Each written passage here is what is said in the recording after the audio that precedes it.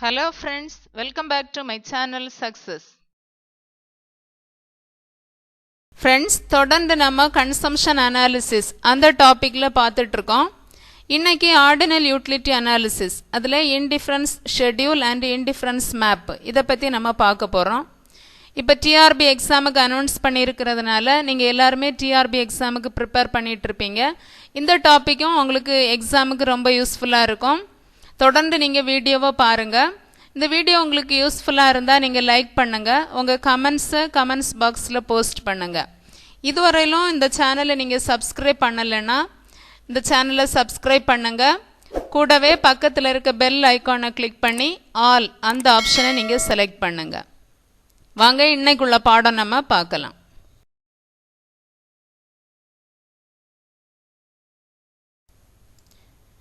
Indifference schedule. An indifference schedule may be defined as a schedule of various combinations of two commodities which will give the same level of satisfaction. Indifference schedule அல்லது சமநோக்கு அட்டவணை. Indifference schedule நம்ம எப்படி define பண்ண முடியும்னா various combinations of two commodities which will give the same level of satisfaction.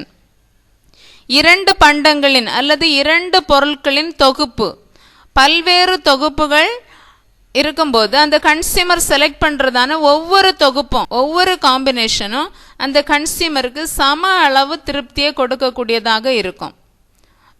Same level of satisfaction. அந்த consumer அந்த நுகர்வோர் எந்த காம்பினேஷனும் செலக்ட் பண்ணாலும் அந்த காம்பினேஷன்லேருந்து அவருக்கு கிடைக்கக்கூடியதான திருப்தி ஒரே அளவில் சம அளவில் இருக்கும்.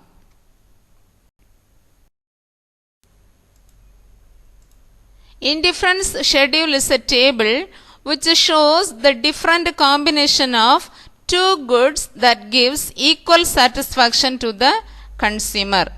சமநோக்கு அட்டவணை அப்படின்னு சொல்லும்போது இந்த அட்டவணை எதை பற்றி சொல்லுதுன்னா combination of two goods, different combination of two goods, ரெண்டு பொருட்கள் ரெண்டு பண்டங்கள் XY அப்படி ரெண்டு பண்டங்களுடைய பல்வேறு தொகுப்புகள். ஒரு தொகுப்புன்னு சொல்கிறது XY அப்படி ரெண்டு கமாடிட்டிஸையும் நம்ம செலக்ட் பண்ணுறது. அப்படி நிறைய காம்பினேஷன் இருக்கும். அந்த எந்த காம்பினேஷனை செலக்ட் பண்ணாலும் ஈக்குவல் சாட்டிஸ்ஃபேக்ஷனை அந்த கன்சியூமருக்கு கொடுக்கக்கூடியதாக இருக்கும். ரெண்டு பொருட்கள் இருக்கும், ஒவ்வொரு தொகுப்புலையும் இருக்கக்கூடியதான ரெண்டு பொருட்களை அந்த கன்சியூமர் செலக்ட் பண்ணும்போது எந்த தொகுப்பை செலக்ட் பண்ணாலும் அவருக்கு சேம் சாட்டிஸ்ஃபேக்ஷன் கிடைக்கும், ஒரே அளவு மன நிறைவு திருப்தியை கொடுக்கக்கூடியதாக இருக்கும். Indifference curve. An indifference curve is the locus of all combinations of commodities from which the consumer derives the same level of satisfaction. Indifference curve அல்லது சமநோக்கு வளைகோடு. இந்த வளைகோடு நம்ம எப்படி கிடைக்கும்னா ஒரு கன்சியூமர் கன்சியூம் பண்ணக்கூடியதான எல்லா காம்பினேஷன்ஸ் ஒவ்வொரு அந்த XY ஒவ்வொரு காம்பினேஷன்லையும் இருக்கக்கூடியதான அந்த புள்ளிகளை நம்ம வரைபடத்தில் கிராஃபில் போட்டோம்னா எல்லா புள்ளிகளையும் நம்ம மார்க் பண்ணிவிட்டு அந்த புள்ளிகளை நம்ம இணைக்கும் போது கிடைக்கக்கூடிய கோடு தான் இன்டிஃபரன்ஸ் கர்வ் அல்லது சமநோக்கு வளைகோடு. எந்த புள்ளியிலிருந்து அந்த கன்சியூமர் கன்சியூம் பண்ணினாலும் அவருக்கு சேம் லெவல் சாட்டிஸ்ஃபேக்ஷன் தான் கிடைக்கும்.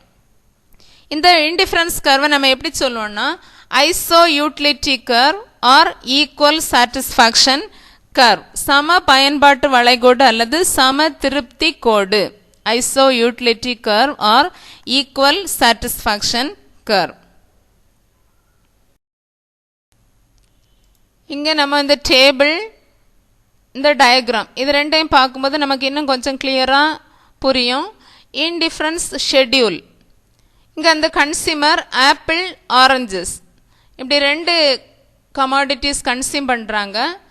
நம்ம அவரோட அந்த காம்பினேஷனை இங்கே பாயிண்ட்ஸ் போட்டிருக்கோம், RSTUV அப்படி போட்டிருக்கோம். இங்கே அந்த கிராஃபில் நம்ம அவரோட அந்த ஷெட்யூலை நம்ம பிளாட் பண்ணியிருக்கோம். ஃபர்ஸ்ட் காம்பினேஷன் நம்ம பார்த்தோம்னா அந்த கன்சியூமர் ஒரு ஆப்பிள் கன்சியூம் பண்ணுறாரு 20 oranges. Second combination 15 oranges 2 apples. Third combination 12 oranges 3 apples.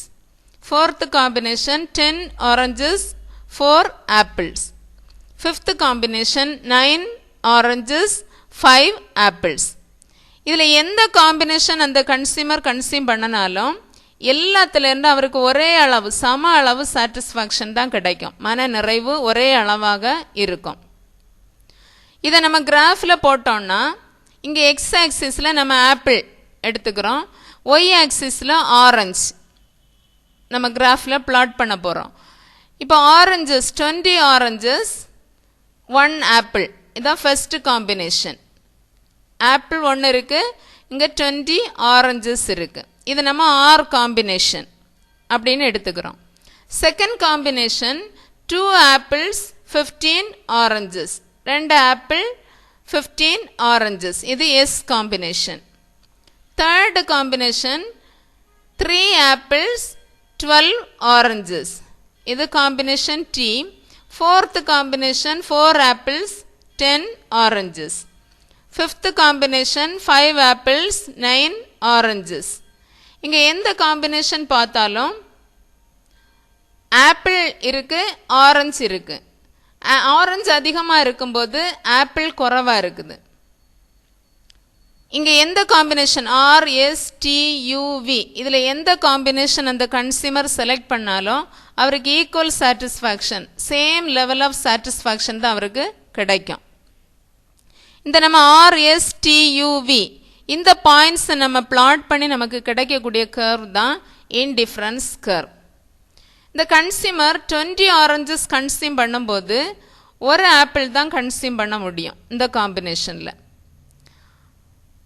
அடுத்த செகண்ட் காம்பினேஷனுக்கு அந்த கன்சியூமர் போகும்போது 15 ஆரஞ்சஸ் 5 ஆரஞ்சஸ் குறைஞ்சிருது, ஆனால் ஆப்பிள் ஒன்று கூடிருது. 2 ஆப்பிள்ஸ் 15 ஆரஞ்சஸ். அப்படி ஆப்பிளை அதிகமாக கன்சியூம் பண்ணணும்னா ஆரஞ்சோட கன்சம்ஷன் குறைஞ்சிட்டே வரும். ஆப்பிள் குறைவா போதும் அப்படின்னா ஆரஞ்சோட கன்சம்ஷன் அதிகமாயிட்டே போகும். இப்படி இந்த ரெண்டு கமாடிட்டிஸுக்குள்ள அந்த கன்சியூமர் அவராகவே அந்த தொகுப்பை தீர்மானம் பண்ணுவார். எந்த தொகுப்பை எடுத்தாலும் அவருக்கு சேம் லெவலில் சாட்டிஸ்ஃபேக்ஷன் இருக்கும். இங்கே ஆர் அந்த காம்பினேஷனை செலக்ட் பண்ணுறதுனால அவருக்கு அதிகமாக சாட்டிஸ்ஃபேக்ஷனும், வி இந்த காம்பினேஷனை செலக்ட் பண்ணுறதுனால குறைவான சாட்டிஸ்ஃபேக்ஷனும் கிடைக்காது. அப்படி கிடையாது. RSTUV இதில் எந்த காம்பினேஷனை செலக்ட் பண்ணாலும் அந்த கன்சியூமருக்கு ஒரே அளவு மன நிறைவு திருப்தியை கொடுக்கக்கூடியதாக இருக்கும்.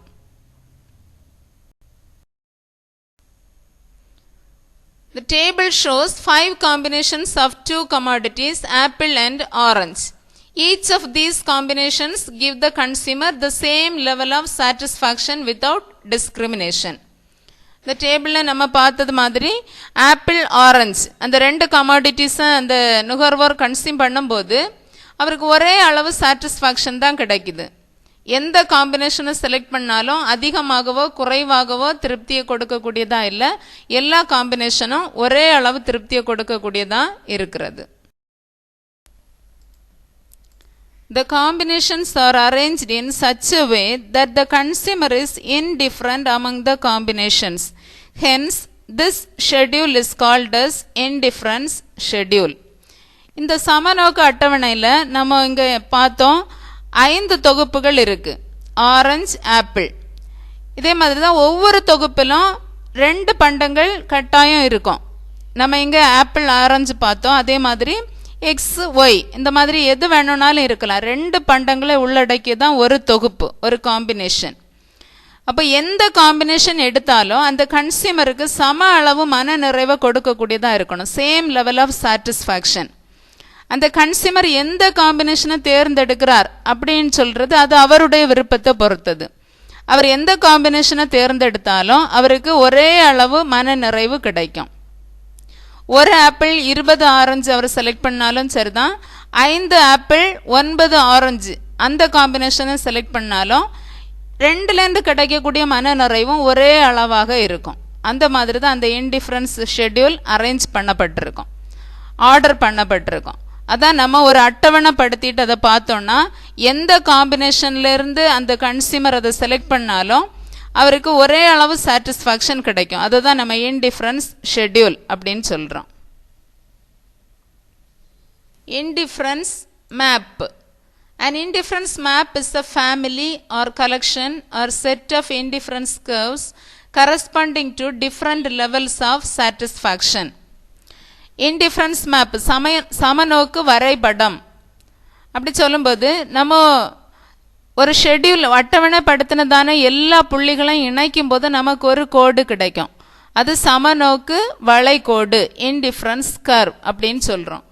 அது ஒரு அட்டவணையில் கொடுக்கப்பட்டதான புள்ளிகளை இணைக்கும் போது கிடைக்கக்கூடியதான ஒரு கர்வ் இன்டிஃபரன்ஸ் கர்வ், சமநோக்கு வளைகோடு. சமநோக்கு வரைபடம் அந்த மேப்புன்னு சொல்லும்போது இப்படி நம்ம நிறைய அட்டவணைப்படுத்தி எல்லா புள்ளிகளையும் நம்ம கிராஃபில் போட்டு அந்த வரைபடத்தில் நம்ம எல்லா புள்ளிகளையும் இணைத்து அந்த கோடுகளை இணைக்கும் போது கிடைக்கக்கூடியதான் இன்டிஃபரன்ஸ் மேப். நிறைய இன்டிஃபரன்ஸ் கர்வ் அதில் இருக்கும். ஒரு கலெக்ஷன், ஒரு கர்வில் ஒன்றுக்கு மேற்பட்டதான வளைகோடுகள் அதில் இருக்கும். அந்த கலெக்ஷனை தான், ஒரு செட்டாக இருக்கக்கூடியது தான் நம்ம இன்டிஃபரன்ஸ் மேப் அப்படின்னு சொல்கிறோம். ஒவ்வொரு புள்ளிகளையும் இணைக்கும் போது ஒரு கோடு கிடைக்கும். அதே மாதிரி பல்வேறு அட்டவணைகளில் உள்ள எல்லா புள்ளிகளையும் தனித்தனியாக நம்ம இணைக்கும் போது ஒரு செட் ஆஃப் இன்டிஃபரன்ஸ் கர்வ் நமக்கு கிடைக்கும். அந்த எல்லா கர்வையும் சேர்த்து சொல்லக்கூடியதான் இன்டிஃபரன்ஸ் மேப். இங்கே இந்த டயக்ராமில் நம்ம பார்த்தோம்னா இங்கே IC1, IC2, IC3 இப்படி 3 கர்வ் இருக்குங்க. இங்கே நம்ம எக்ஸ் ஆக்சிஸில் ஆப்பிள் எடுத்திருக்கோம், ஒய் ஆக்சிஸில் ஆரஞ்சு எடுத்திருக்கோம். இந்த ரெண்டுக்கும் ஏற்படக்கூடியதான அந்த இணைப்புகள் ஒவ்வொன்றையும் நம்ம அட்டவணைப்படுத்தும் போது நமக்கு ஒரு அட்டவணையிலேருந்து இந்த IC1 கிடைக்கும், இன்னொரு அட்டவணையிலேருந்து IC2, இன்னொரு அட்டவணையில் IC3. இப்படி இங்கே இந்த டயக்ராமில் 3 கர்வ் நம்ம போட்டிருக்கோம், 3 கோடுகள் போட்டிருக்கோம். இப்படி எத்தனை வேணும்னாலும் இருக்கலாம் ஒரு இன்டிஃபரன்ஸ் மேப்பில். இங்கே நம்ம பார்த்தோன்னா the indifference curves IC1, IC2 and IC3 represent the indifference map. Upper IC representing higher level of satisfaction compared to lower indifference curve. இங்கே ஐசின்னு சொல்லக்கூடியது இன்டிஃபரன்ஸ் கர்வ். இங்கே இந்த 3 கர்வும் சேர்த்து, இந்த 3 வளைகோடும் சேர்த்து நம்ம இன்டிஃபரன்ஸ் மேப்புன்னு சொல்கிறோம். இதில் IC1 இந்த கர்வ்லேருந்து கிடைக்கக்கூடியதான மனநிறைவு என்பது IC3 இன்டிஃபரன்ஸ் கர்வ் 3 இந்த 3வது கர்வ்லேருந்து கிடைக்கக்கூடியதான மனநிறைவை விட குறைவாக இருக்கும். அப்பர் இன்டிஃபரன்ஸ் கர்வ்லேருந்து கிடைக்கக்கூடியதான சாட்டிஸ்ஃபேக்ஷன் அதிகமாக இருக்கும். லோவர் இன்டிஃபரன்ஸ் கர்வ்லேருந்து கிடைக்கக்கூடியதான சாட்டிஸ்ஃபேக்ஷன் குறைவாக இருக்கும். அப்படி நம்ம ஹையர் இன்டிஃபரன்ஸ் கர்வ் மேலே போக போக லெவல் ஆஃப் சாட்டிஸ்ஃபேக்ஷன் இன்க்ரீஸ் ஆகிட்டே இருக்கும். கிடைக்கக்கூடியதான மன நிறைவு, அந்த காம்பினேஷன், ஒவ்வொரு காம்பினேஷன்லையும் கிடைக்கக்கூடியதான மன நிறைவு அதிகமாயிட்டே போகும். அதனால் ஹையர் இன்டிஃபரன்ஸ் கர்வுக்கு போகும்போது ஹையர் சாட்டிஸ்ஃபேக்ஷன், லோவர் இன்டிஃபரன்ஸ் கர்வில் இருக்கும்போது லோவர் சாட்டிஸ்ஃபேக்ஷன் கிடைக்கும். இங்கே நம்ம IC3யில் கிடைக்கக்கூடிய சாட்டிஸ்ஃபேக்ஷன் IC1ல் கிடைக்கக்கூடிய சாட்டிஸ்ஃபேக்ஷனை விட அதிகமாக இருக்கும். ஓகே ஃப்ரெண்ட்ஸ், இதனோட கண்டினியூஷன் நம்ம அடுத்த வீடியோவில் பார்க்கலாம். தேங்க்யூ.